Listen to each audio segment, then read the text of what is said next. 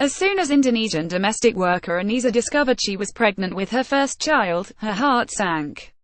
Having worked for 13 years in Hong Kong, she was terrified that her employer would fire her, jeopardizing her future and that of her unborn child. For without a prized work contract, Anisa would be homeless, since foreign domestic helpers cannot rent their own property and must live with their employers, according to the city's labor laws. The 37-year-old would also lose her visa to stay in Hong Kong, something she could not afford to do, being the breadwinner of her family in Indonesia. When Anisa finally mustered up the courage to tell her employer the news, her fears came to pass. Not only was she unceremoniously sacked, she also endured a torrent of verbal abuse and bullying for keeping her baby. My employer would say awful things to me, calling me a dog and that I was giving birth to a dog, that my baby would be born mentally disabled, and without arms or legs, said Anisa, who, like other maids interviewed, wanted to remain anonymous as she had overstayed her visa. She said everything you don't want someone to say to you. It's very hard to forget her words. I suffered a lot, she said in Cantonese, quietly sobbing as her daughter, now 1 year old, played beside her at a migrant support center. From nannies to cleaners, Asia-Pacific has one of the largest shares of the world's 67 million domestic workers, where more than 60% are denied any protection, the International Labour Organization says. Hong Kong employs about 350,000 maids, mostly young women from impoverished families in countries such as the Philippines and Indonesia.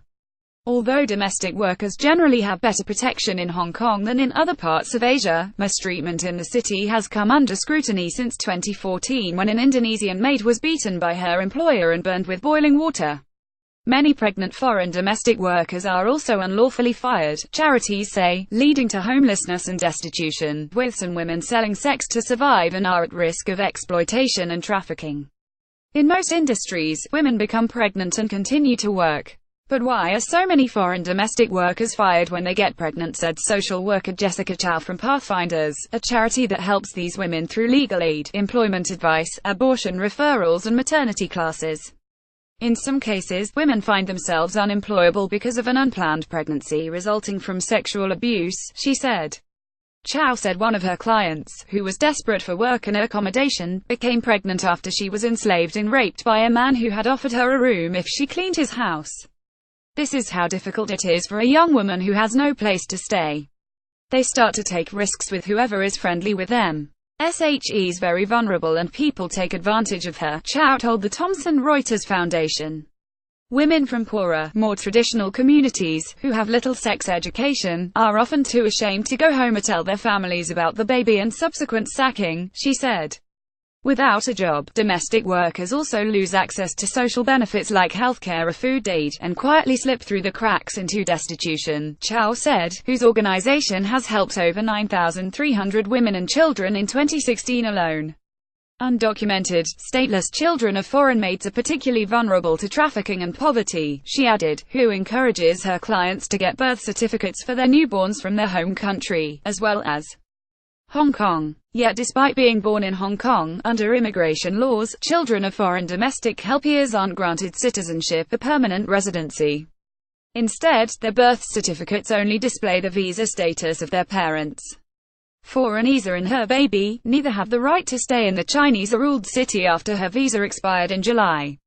Should Anisa remain in Hong Kong illegally with her Bangladeshi partner of 8 years, her child won't get to access any benefits or go to school. I am so worried about her, but what can I do, said Anisa, while her curly-haired daughter squealed and banged her toys.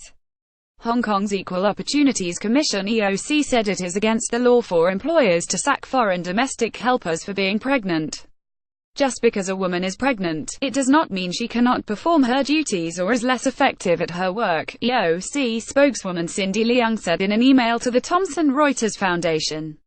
She said it received just 6 pregnancy discrimination complaints from foreign maids between 2014 and 2016, a figure campaigners say is a fraction of the number of pregnant women fired or mistreated. The chance to take legal action against her former employer has given Filipina domestic helper Joanne a small glimmer of hope, after she was fired in June for having a baby with her partner, also a domestic worker from the Philippines. But while she waits for the outcome, the 33-year-old said potential employers still refuse to hire her, even though her child lives in the Philippines with her family. Maybe they think I'll become pregnant again. For them it'll be a burden for a few months, said Joanne, who has worked as a housekeeper in Hong Kong for 7 years.